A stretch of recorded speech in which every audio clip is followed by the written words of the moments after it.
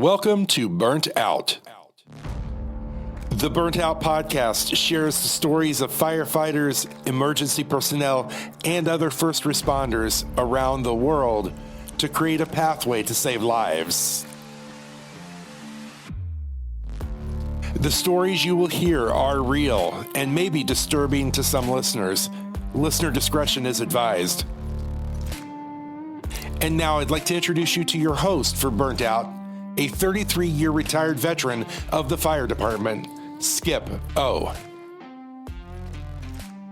We'd like to welcome everybody to the podcast. We'd like for you to go to burnoutpodcast.org if you're not already on it, and check out our sponsors that make this possible. One thing we wanted to do today is re-air Jason Sautel interview back in December 25th. Jason is the author of The Rescuer. They're going to make a movie out of this book, and Jason is traveling all the way from California to Indianapolis, Indiana with his wife, Christy. And on April 26th, they're going to be hosting a dinner at the Rascals for us, and that's for invitation only. You can email us for more information on that if you'd like to come to the dinner on burnoutpodcast.org. But also, we have exhibits. The Worldwide Peer Support will have exhibits on April 27th, 28th, and 29th, and that's between 10 o'clock and 4 p.m. on those dates. And Jason will be signing books there, selling and signing books there. We also will have Thin Line Canines will be there with their service dogs, along with American Foundation for Suicide Prevention. Bridges of Hope, the Warrior's Pathway to Recovery will be there. First Responder Wellness will be there. Recovery First will be there. And we'll have a new facility that's going to be there that is called Throttle and Thrive Men's Drug and Alcohol Rehab. That's for first responders. That's in California, right outside of Los Angeles. So come out, check out our exhibits, talk to Jason and his wife, Christy, and get ready for a ride. Enjoy listening to Jason. Thank you. Today, we got a special guest. He says he's the least important person you're going to meet, but I beg to differ. I met him a few years ago. He has helped Worldwide Peer Support. He's helped a lot of people around by sharing his story. He travels around the country, speaks at events, and he does some podcasts. He's got his fingers in everything, and he has a beautiful family that also helps him out. Welcome everybody to Jason Sautel. Jason, welcome to the show. Hey, Skip. Thanks for having me on, man. Super appreciate you and everything you're doing. Well, thanks, Jason. I appreciate that. Do you want to give people a little bit of background about your family and some things that you're doing, and then we'll go into some questions? Yeah, sure. Not a problem. My family and my background. What are we doing today? Our house is in utter chaos. Christy's making caramels. She's making these things called hot cocoa bombs, but I've tried to explode them and they don't. So whatever they are, whatever. But she's downstairs handling that. We have 2 kids that live with us, Isaac and Noah, and 2 older kids who have moved out. We adopted them. It's Alex and Beth. Christy is a labor and delivery nurse, and I'm the biggest nobody you will ever run across. So there's our family background. Well, I appreciate you being on here, and I appreciate the mission of your family, what you guys do there in California, and, not just there, but all over the United States. A few years ago, you wrote this book. It's kind of popular. It's called The Rescuer. What inspired that book? Wow, what inspired writing The Rescuer? There was 1,000,001 things. And what's really cool about it is what inspired me is more of a who inspired me, God, that guy up there. He inspired me to write it just because of all the things I experienced. I realized that a lot of other guys and gals out there might have gone through that, but they're not in a safe place to talk about it. Meaning when you're in a firehouse, you don't want to talk about the struggles of your past, the struggles of the job, the things that you're going through more times than not. And people can fight me and say, well, at our firehouse, we do. Well, come to Oakland, California and sit in 5-engine or 15-engine or 20-engine and have those conversations. They're not being had. And so once I left the fire department after a 22-year career, I started realizing that my stories could impact people. So I prayed upon it and said, God, you let me experience these things. How can I use them to bless other people? And that's where it came from. But the coolest thing about it, Skip, is how God is using it to bless other people. Some people, it reignites their faith. Other people say, hey, I struggle with the traumas that come with the jobs. Others say I had a real tough childhood. So it's just so cool to sit back and see the multiple different ways that it's just helping other people. It's just, for me, sitting back and seeing the emails, it's just not a one-sided book. Like some folks say, this is all about PTSD. Well, I don't see it as that. I see it as one portion of the book. Well, it's all about faith. Well, that's obviously the driving light that pushes me. But it's just, I think, totally rounded out that hopefully whoever reads it will get something out of it. And that's why I ended up writing it. That's great. Well, one thing I should ask you, Jason, a lot of people didn't know where you worked at. You was a firefighter paramedic for 22 years on the Oakland Fire Department. Is that correct? Yeah, it actually started, it was, my total fire career is 26 years. I started off in Southern California with the CDF Cal Fire. Then I went up north and I was a single role only paramedic serving the city of Oakland, California. Then I went back to the firefighting side, and because I just love fighting fire and that's what I always wanted to do. But I had it within me that I always wanted to work at a big city fire department. And so it wasn't until Oakland hired me that I started fighting fire again. So there's a couple year gap in there where I was responding as an Alameda County paramedic, but the majority of my time was in Oakland, California, and as an Oakland firefighter. Well, Jason, I tell you, thank you for your service for not just Oakland Fire Department, but for everybody else. But could you give what kind of childhood, a little description of your childhood growing up? How was that? It sucked. No, I'm sorry. My childhood growing up, looking back to it now, it was tough, man. When my mom moved out because she just couldn't handle my dad anymore, she wanted to come back and rescue me and bring me with her, but she couldn't because he just got, latched into me. So unfortunately, I was raised in an abusive home under just, a system of a guy who didn't really care about me. And as a child, it just sucked on all levels, man. And it was just something that got hold of me. And later in life, I'm sure you're going to ask about this too. That was one of my struggles, was I actually use the fire department to try to fill the void within me. And it never worked, So my early childhood, my growing up years, my teen years, I was just angry, bro. I just walked around mad. I didn't like anyone. I didn't like Christians. I didn't like authority. Teachers, I was chucked out of high school in the 10th grade. I skated with the skinheads, never took on their ideology or did anything like that. But they showed me the love of the streets because I wasn't getting love at home. And I quickly separated from those fools, but that's a whole different story in its own. So growing up with no love in my home, I was just full of pain, and that pain manifested in ways I just went out to the streets to look for it, and it wasn't there. And, praise God, he was always faithful and had his hand in things even before as a believer, and he guided me through those times. And then, once you get on the fire department and you started doing what you needed to do there, because you didn't believe in God. Is it right to say you was an atheist or agnostic? I was an angriest, is what I tell people. I never really thought. Yeah, I never really thought of God, but I never took, because if you think of atheism, it's a religion too, almost, of not having a belief. I was just angry, and anything that looked good that people enjoyed made me angry because I never got to experience it. So I would just call myself, I was a nothing, a lost soul, and just a hurt person that was didn't like Christians or non-Christians alike if they tried to pour their goodness onto me. I'll tell you, there was I think a point in your life where everything came to head, the pain, the searching, the loss or whatever. I think you know what day I'm talking about. Could you describe that day and kind of carry us on over a little bit? Yeah, no, for sure. And I'm actually going to go a little prior to that. So what I love about talking with trauma, and you guys, I will use any terminology and accept it. PTSD, trauma, this, that, or there. To me, the way I explain it is trauma causes pain, and pain flat sucks, dude, any way you look at it. Whether it came from a scene, whether it came from multiple scenes, whether it came from burnout, wherever it comes from, pain flat sucks. So what I say is the trauma. Well, where my traumas came from was, I mentioned my childhood, the emptiness within me. People say, did you have a major incident that put you over the top? I actually didn't, bro, within the fire department. What put me over the top was I was trying to use the fire department to make me better. I was trying to go on runs and help people and fight fire and work at the busiest firehouses, hoping it would help me. And finally, I came to a point where I realized it wasn't working. Plus, taking on, a piece of every response that I went to, picking it up, the bag started weighing down on me too. So there was that.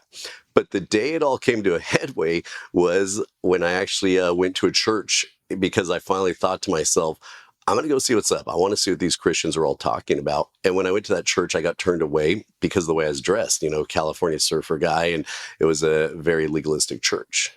Shortly thereafter, I decided I was just done with the pain. I was done, man. And the day that I was getting ready to end it all, a San Francisco fireman swung by my house and took me out to breakfast. And that made me realize that things started changing. Now, for me, I'm not here to pour my Christianity out on anyone, but looking back through my scriptural goggles, what I can say is God sent my bro to me that day to look after me. But I want people to hear this, that if someone, is in the same position as me and you don't recognize it, don't put that blame on yourself, dude. He just happened to show up and he recognized I was having a bad day. He just didn't know how bad of a day I was really having. Yeah, I tell you, what you just said about people, you try to reach out, try to help people, and it doesn't work out, or they end up killing themselves. There's one where a friend of mine, Pete, I tried to help him for a lot of years. And then when he finally did kill himself, unfortunately, I blame myself. I should have went there. I should have said this. And I think a lot of people want to take not only firemen and first responders want to take the weight of the world and blame themselves for stuff, when really, if somebody really wants to kill themselves, it's going to happen. Skip, the way I look at that, and I'm sorry to cut you off, but I'll throw that out there, is I can't fix anyone, nor can I change anyone. I can be a positive input in their life. I can offer help, but bro, I can't save anyone's life who's already made a decision. Or if, on the medical side, if God's already called them home, that decision's already been made. And yes, it hurts. But I tell you what, after, turning to Christ and within my faith and realizing it's not my fault and I can only do the things that I can do and the rest is in his hands, well, it takes that burden off me. But I just want to be clear. It's not like, oh, my friend killed myself, because, dude, this past 3 years, I've had so many guys that I used to work with that have ended their lives, and it sucks and it hurts. But the burden is what I'm talking about, that I don't carry the burden of the choices that they made, but I also stand firm that I'm here. I will walk alongside you to the help that you need. But Jason Sautel can't fix anyone. Skip can't fix anyone. We can just walk alongside you while you're getting the help that you need, and that's what I like to throw out there to people. Absolutely. That's good. Good advice. One thing, Jason, when your friend picked you up and started going in a different direction, I think get some God shots or whatever you want to call them. You met somebody. Mm-hmm. You met somebody who helped, like a guide you to where you needed to go. Who was that somebody you met? Are you talking about the hot chick in the store, the attorney? No, is that chapter 13?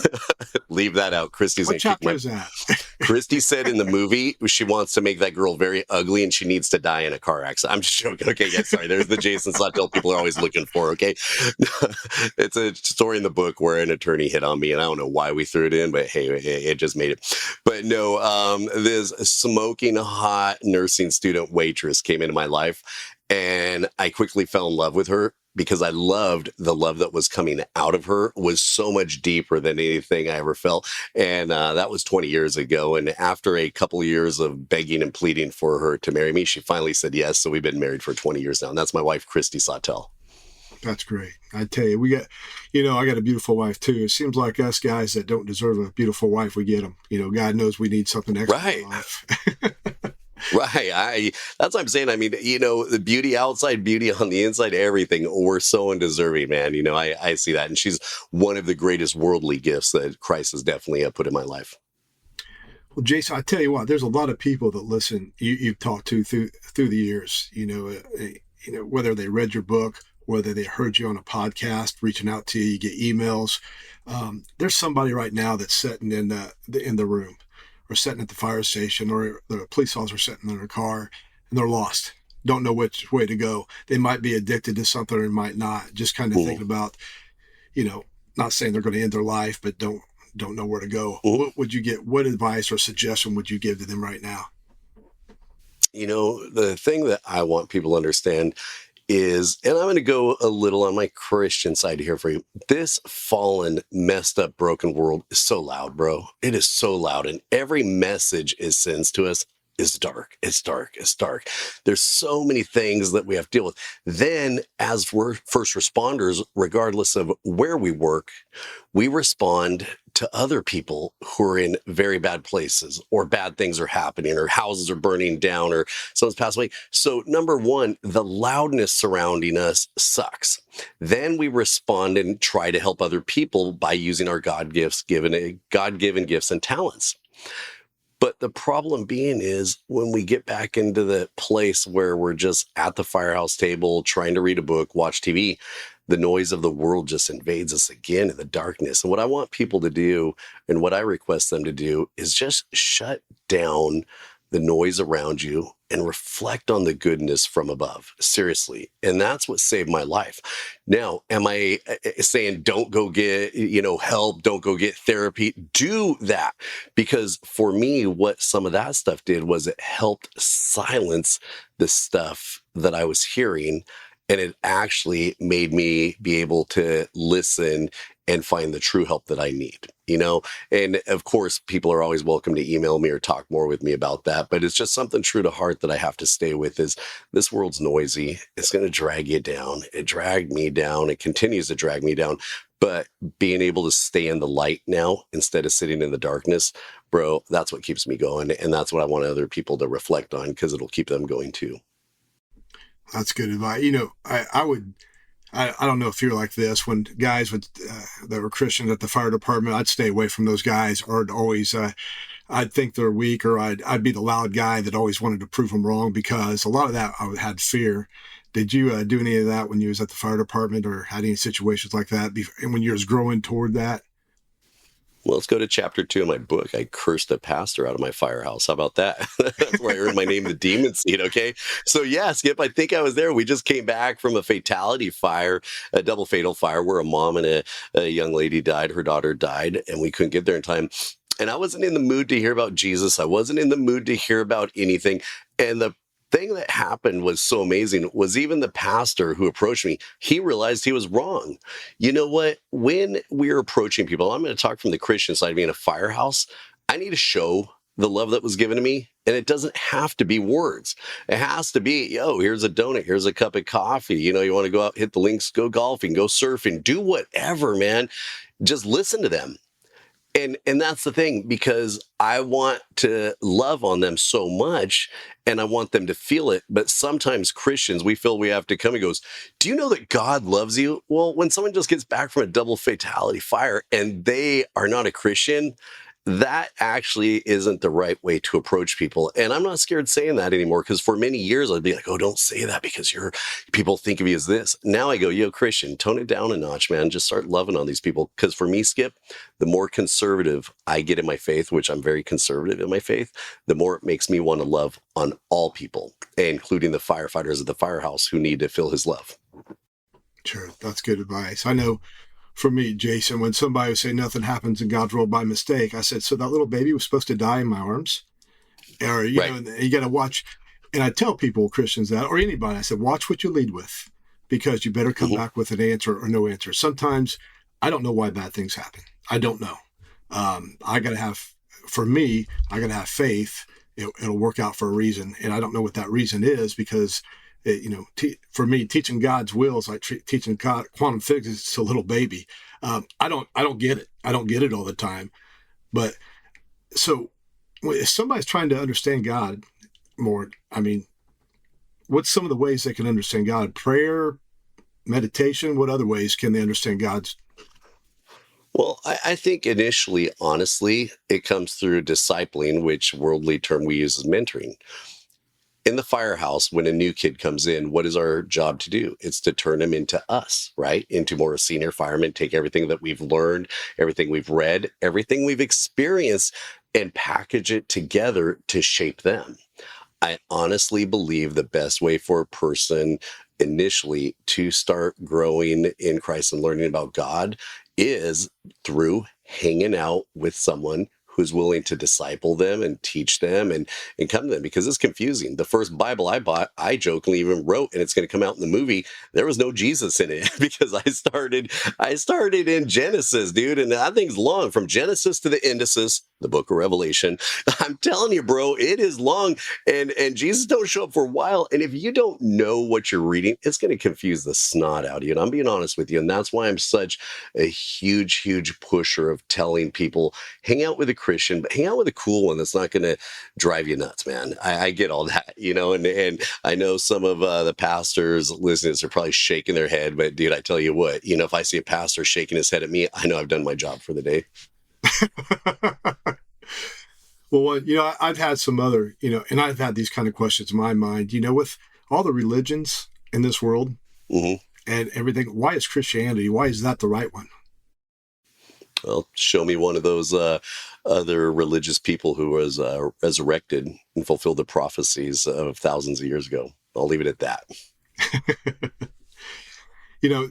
Some of the other questions, you get people, I used to let a certain group come to my house. They walk around, pass up things. And of course, I'm drinking at the time. I let them come in there just so I could argue and debate with them.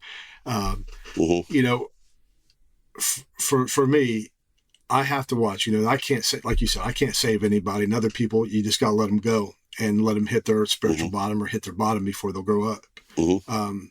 Is that kind of what happened to you at a certain point in your life? We talked a little bit about it already, but is that what had to happen to you? Yeah, it had, I think it had to become a recognition of, I just don't want to sit in the stink anymore, because Skip, the term rock bottom, let's keep it real. I mean, there's so many different levels. Like, I truly feel almost here in America, what is the bottom? To me, rock bottom is you're dying because you don't know where your next meal's coming from. You don't have any water. You're in the desert. You're at rock bottom. But in America, it seems like we're always filling out the bottom and keeping people alive, giving them what they need. Hey, here's some Narcan to go along with this. Here's some of this. Here's some of that. And even when they lose their kids and stuff, I'm like, isn't that the bottom? So what I say is, I don't know where the bottom is in each person's life. What I do know is sitting in the darkness sucks. And after a while, it's just a self-recognition. I want to climb out of the stink, man. I'm tired of being in the bottom of this outhouse with everyone dumping on me, man. I want to try to find ways to get out of it. And that's kind of the way I look at it when it came for me pulling myself out. But number two, I made a decision. Christ threw me the rope, and he's the one who pulled me out, So it's a tough question, because I know each person's where they're at and what they've experienced are way different. And all I want to say is, I'm championing for you. I'm praying for you. And I'm just hoping that you just want to now move over to the light, because sitting in the darkness just sucks, and that's kind of my long Jason version of that answer. In growing spiritual, when you accepted Christ and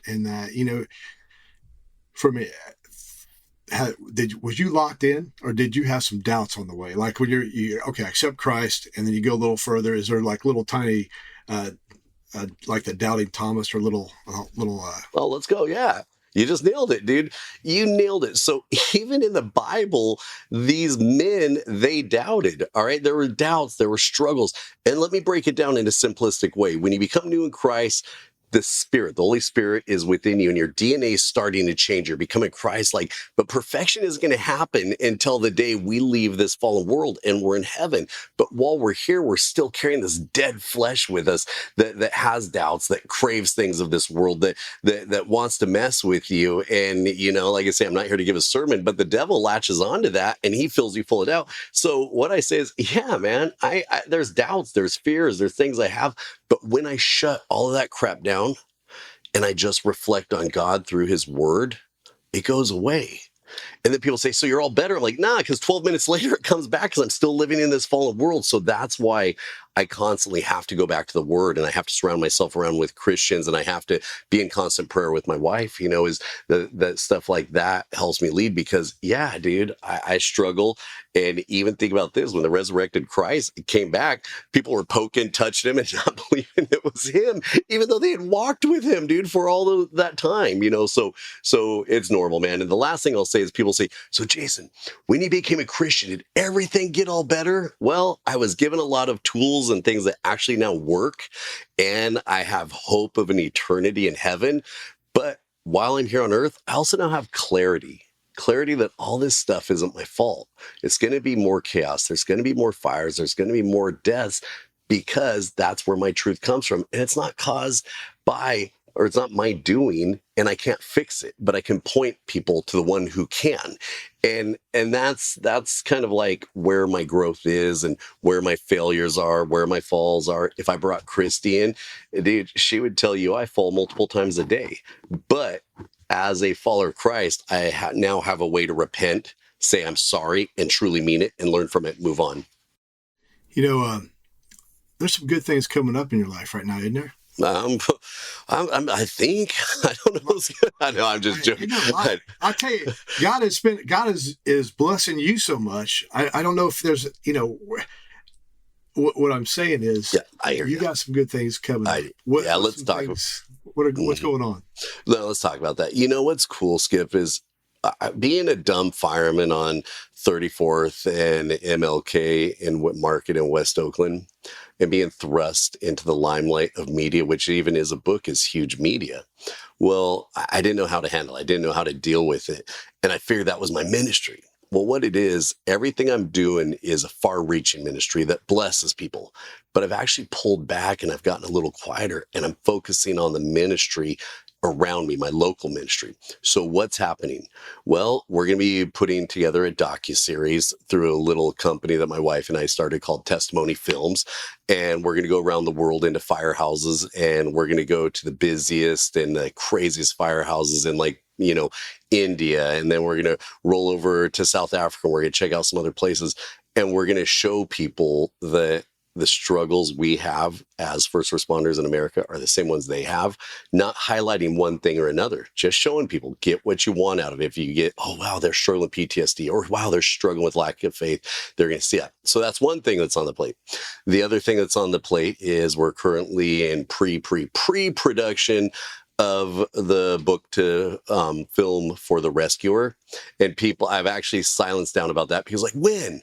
Well, $40 million and getting that, and then bringing everything together that needs to make it happen, and dealing it with Hollywood and the consummates, there's a lot. So what I'm going to tell people from this point forward is the day we go to filming, you're going to know, because I'm probably going to start inviting a lot of you guys to the scene, to the filming location, and then you guys can say where it's at. So we've got the far-reaching movie stuff, got the docuseries that's in plans, and I just signed another publishing contract with a super cool publisher. And because some of this is being played live and it's going to be broadcasting, I can't disclose where it's at yet, but you guys are going to be blown away seeing the different things that are coming out of me this next year in writing a book. So that's all the stuff God's dumped on me, and that's why I just kind of huddle around home and keep my ministry here tight and loving on those in front of me, while saying hello to everyone else as I'm reaching out in my far-reaching ministry. Man, that's a lot of good stuff. I can't wait. Not just for the movie. I'm really can't wait. But Jason, I know for a lot of people who are listening, Jason's helped me on several different things. Not only did he come to FDIC last year, him and Christy, and just blessed us with just sharing their story about the book, The Rescuer. Met a lot of different firefighters, first responders. Last year, my mother-in-law, went on hospice, and I live in Indiana. Jason's in California, so there's a 3 hours difference. So Jason would call me at midnight or 1 o'clock in the morning our time and check in on us, see how we're doing. We'd talk, or actually I'd listen for an hour because I was kind of down in the dumps and just kind of worn down, getting up with my mother-in-law all night and walking to the bathroom and all that. But Jason, you have a way with you, in the most, I can try to be in a bad mood or try to be down, and you ain't gonna allow that. It's just, you gotta. Oh, I'm going to make fun of you. Wait, okay, bro. Now you're tired of taking your mom to the bathroom, bro. I get where you come from, but I need to find the humor in it, dude. Like, Skip, you walked her down to take a tinkle, for crying out loud. But hear me out. The reason I'm saying that is because I know how hard it is, because one thing I never want to say is, I know what you're going through, because I don't. because I think that's so selfish. But I can look into me and say, I know what this dude's going through. Let me try to light up his life a little here. You know what I mean? And that's why you would do that mess with you and get you laughing, and then, use some George Carlin type tactics that we can't do here or let the church people know about. But yeah, I do that for my fireman brothers. It's just what I feel called to do, and unfortunately, if someone says, well, why would he do that for me? I don't know, because I get contacted by so many people, but when that bond happens, it just happens. And if you notice, I only reach out to dudes, man. That's the way it's always going to be. It's someone will say, why didn't you reach out to that woman? Dude, she can talk to Christy. I'm not going to be talking to a chick at 2 a.m. trying to make her laugh. Okay, dude, that's not going to happen. And so that's what I love about, coming on and messing with you. And then you'd help me in ways I needed help. And then you'd let me talk to other people when I was available. And it was just awesome. And it still is awesome to be able to do that. No, I tell you, it's, not only that situation, just like we have these guys here that come out of the woods, and we had Jason did a little Zoom meeting with them and just pumped them up. There's guys and girls, they don't have anything. They're living in the woods. And it's because of addiction or their mental health, that's why they're there. You get a lot of people that's misunderstanding. And I was too. I was very cold. Man, that's their choice. What, and to go down there and meet them, sit with them. And it's like, okay, I get it. I get why they're there. But when we had them on Zoom and you were talking to them and there was a room, they loved you. They loved you. They really loved you. Oh, especially that Raider dude. When that one dude, remember when I saw that dude with the Raiders hat on? I'm like, bro, zoom in on him, okay? And then we started talking. And I don't want to I shouldn't say too much, but I could tell that he still had, the little booze floating through him and all that stuff. But you know what, Skip? I really didn't care. I just wanted that guy to be happy for him. I wanted other people in the room to be happy. But when the Holy Spirit provokes you to reach out to someone, just do it, man. Just go for it, because it's selfishness to say if it's going to help you, but trust me, the benefits you get out of it are almost as awesome as the benefits that it gives. Absolutely. I tell you, I made in my mind about 2 years ago, I said, I ain't going to help them no more. They expect it. I'm not going to go out there. And I just kind of said, nope, I'm done. Of course, what happens? You get that conviction, God conscious starts hammering away at you and chipping away at you. It's okay, I'll go. I realized for me, I don't have to like things that I'm doing for people. Eventually I'll love it, because I don't like flying. I don't want to get on a plane and go talk to somebody because they need to talk to and then fly back home. And I'm not patting myself on the back in no way. But when I've learned when God is talking to you, and I got to do things I don't like to do, but after a while I'm blessed. I don't always see it when it's happening. I see it usually after the fact in a rearview mirror. Well, you love God's love so much, you love him so much, you're doing what you've been called to do. Like with me, think about this. If I said, Skip, you need to write a book, produce a movie, and then go get more publishing contracts, and then go stand on stage and speak to the masses, you'd be like, bro, how am I going to do that? Well, vice versa. People say, Jason, you need to go out into the woods. You need to be hands-on. You need to have this. What happens is we're each tapping into the goodness that God gave us and the gifts he's given us and using them. And that's what we're supposed to do as first responders, as the church as a whole, and just, provide compassion to people. And that's what it's all about, bro. Sure. I tell you, it's been an amazing life. Me being in this world still, for what kind of life I've had, and hearing other first responders and your story, we gravitate toward each other. And it's kind of nice where I don't have to tell you about the job. You already know it because you lived it. And that's, I think when we do the peer-to-peer thing, that's more of a message, because a lot of people will listen to you. They sing your story, they read your book, and they'll listen to the message afterward. What makes you successful is Christ. Well, and that's what's so fun about, it's dealing with firefighters is so great. A couple of days ago, I was talking with a fire crew, and I got them laughing so hard. It's like, hey, man, so when you were in Oakland all those years, you guys didn't wear turnout pants. You just wear your regular station wool pants, the roof. And they'd be like, what would happen if one of you fell through the roof? I'm like, well, first off, if someone fell through the roof, I didn't want him up there with me anyway, so he's gone. We don't need to be with him. And they're like, no way. And they were laughing and we're joking. And people outside of the fire service say, you were just talking about a guy getting burnt. I'm like, no, I wasn't. I was telling a funny joke, okay? Settle down. And certain humor can only be heard from brother to brother, as also certain healing techniques can only be heard from brother to brother. And so that's why I cut you off there and say I'm wholeheartedly in agreement that we need to connect with one another. Well, Jason, I just want to thank you for being on Burnout today. And is one thing I ask everybody, is there some kind of phrase or some kind of quote that you've heard in your life that keeps you, resonates when you're going through stuff, that pops in your mind? Is there something? You know, for me, bro, it's always going to be Bible verses, because any quote here on earth was made by man, and man's always going to fail each other. But it's just falling into Bible verses and knowing that this world is chaotic, but Jesus overcame this world, and that through my faith in him, I'm going to overcome this world. Bruh, that's all I got to hang on to, man, is the hope given to me. And so you can open up your Bible and find any phrase in there, and that would be the one I would go to. Jason, thank you very much. I really appreciate you being on the show, and I'd like to thank everybody for listening. Grab Jason's book. It's called The Rescuer. You can go to Amazon and get that, Jason. Is there other places they can get it, or is that the one? Yeah, that's the spot. You know, wherever they can get it cheapest is what I always say. Rescuerbook.com. There's a website that they can go to also, and it has all the stores, but it's in every store. Wherever works best and whatever cheapest, go grab a copy. Well, Jason, thanks again for being on here. I'd like to thank everybody for listening. I hope everybody has a Merry Christmas and has a Happy New Year. And just remember, go home tonight, shut your phone off, and get some rest. Thank you.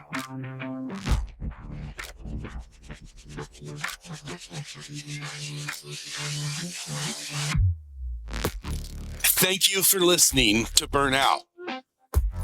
Burnout is brought to you by the Worldwide Peer Support. You can visit Burnout Podcast at burntoutpodcast.org or visit Worldwide Peer Support at worldwidepeersupport.org. Your host for Burnt Out is Skip O. Executive producer Sean P. Neal. And produced by mypodcast.media.